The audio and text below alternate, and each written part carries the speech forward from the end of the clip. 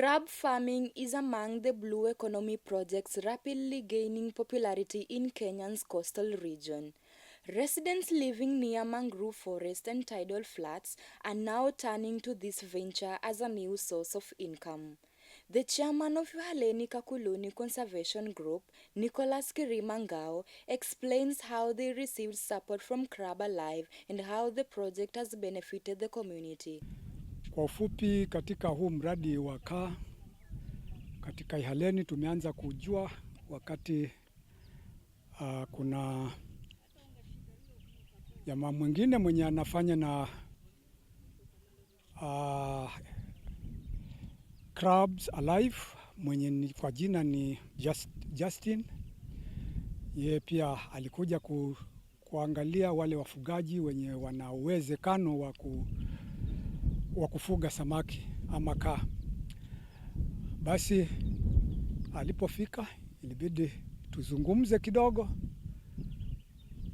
na akaona kuna uwezekano kwa sababu yeye ni mzalishaji wa hawa kaa. Hiyo Crabs Alive huwa wanatusupply hao kaa free, ununui yani. Wanatuletea, tunafuga, wao tena wananunua.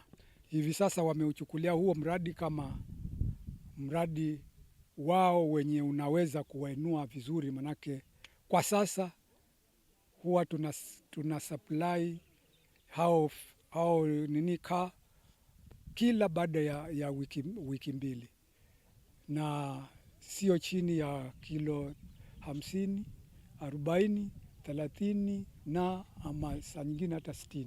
This type of farming, which was previously considered unfamiliar by many, is now being widely embraced due to its low operational cost. Hakuna chakula ambayo inauzwa kwa agrovets hawaja kuwa na huo utaalamu wa kutengeneza hiyo chakula ya kaa. Hivi sasa tunatumia tu hii chakula ambayo tunapata kwa msitu wa bahari yenye ni wale tunaita mirindi, hao ndo tunawavunjia tukiwapeana, na saa nyingine tununue samaki wale wadogo tuwakatie wakule.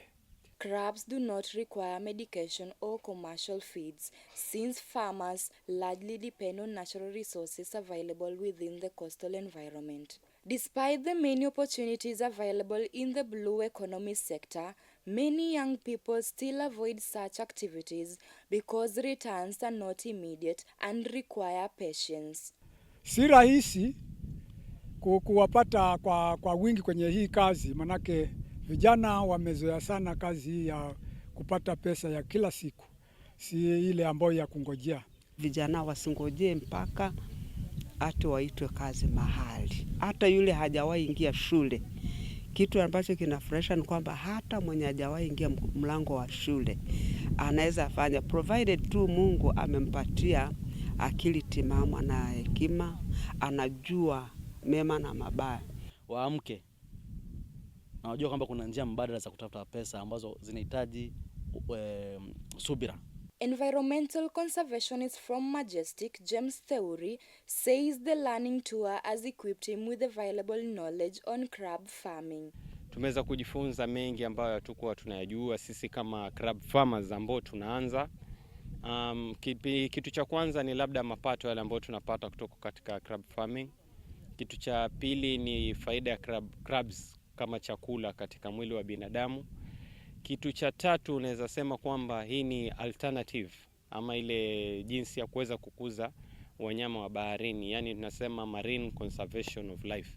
Crab Alive has remained at the forefront in providing training and encouraging communities to embrace crab farming as a way of improving livelihood while conserving the environment. I noticed in Kenya that a lot of our wild crab is disappearing, is going overseas, export purposes, and for sustainable reasons.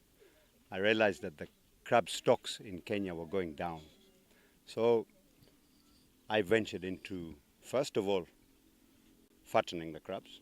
Then I realized just fattening crabs is not good, because what is happening is you are taking wild crabs, putting them in your farm, growing them a bit more, and then selling them. and what is happening to the wild crab. So I decided to venture into a company called Crabs Alive Limited, same company here, with my partner Roy, and we started to try to breed crabs. So male, females, create the eggs and breed. Kwangu mimi nimeona kwa mara ya kwanza crabs kwamba wanaweza kufugwa na wakawa ni uchumi ambao unaweza kuendeleza mtu na kumuinua hata kufika mahali pa juu. Sikujua kama ni mboga kitu ya kwanza. Leo ndo nimejua. Sikujua kwamba mnyama anaweza fugwa. Leo ndo nimejua. Nilijua tu ni mnyama tu hivyo. Sijawahi jua kama krabu hufugwa. Mimi hujua tu ni baharini wanatembea wakichukuliwa, kumbe wanafugwa. So hapa nimetoka na ujuzi na mambo mengi tu ambao nilikuwa sina ufahamu nayo. Sasa nimefahamu krabu anaanza kufugwa vipi, analishwa vipi, mpaka anaondolewa vipi, anapelekwa soko vipi.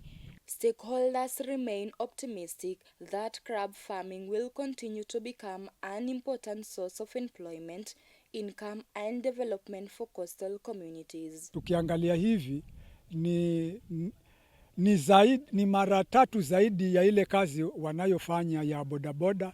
Bodaboda hizi zimekuwa nyingi. Unakuta mtu anaenda kaa barabarani anapata tu shilingi 500, tena hiyo basi atasema amepata.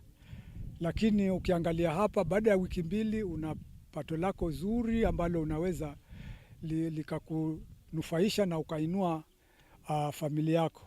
Biashara ya kaa ni biashara nzuri sana, haina expenses.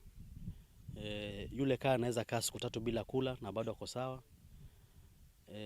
Kaa anaweza grow kwa kiasi kikubwa na akakupatia nyama ambayo tumeambiwa kwamba kilo moja wananunua between 600 to 800. Kwa hivyo ufugaji wa kaa unaweza kupatia nyama kiasi kuwa umejipata kwa biashara. Ukimagine kama hawa kwa wiki, after every 2 weeks wanapata over 40,000 ya kaa. Na zile box nimehesabu hapa ni kama box 8. Kila box ni kama anapata 5,000. So najaribu kuimagine si kama Majestic pale tuko na fish ponds 26. Na tunashukuru Mungu tuko na uwezo wa kutafuta donors wakaanza kutufadhili maybe na masanduku ambao yanafugwa crabs. Kwa hivyo kama hawa box 8 kila wiki 2 wanapata 40,000 na sisi tuko na vidimbi 26. Hiyo kipiga hesabu kwa vidimbi 26, kila kidimbi ikiwa na box 8 itakuwa tuko mbali sana. Kwa hivyo mimi nimefurahi sana, na hapa tumekuja vikundi tofauti, si Majestic peke yake. Tumekuja zaidi ya vikundi 8 kutoka Mikindani. Na ile knowledge tumepata hapa ni knowledge ambayo inaweza saidia vijana sana. Tukapata njia mbadala ya utafutaji pesa. Manake tumezoea kwamba biashara ndogo ndogo ni bodaboda, mama mboga, watu wa viazi, maybe ukienda sana biashara ya duka. Lakini blue economy ni mbadala, ni njia mbadala ya kutengeza pesa kama jamii. From Maj Digital TV, I'm Akinyi Damaris.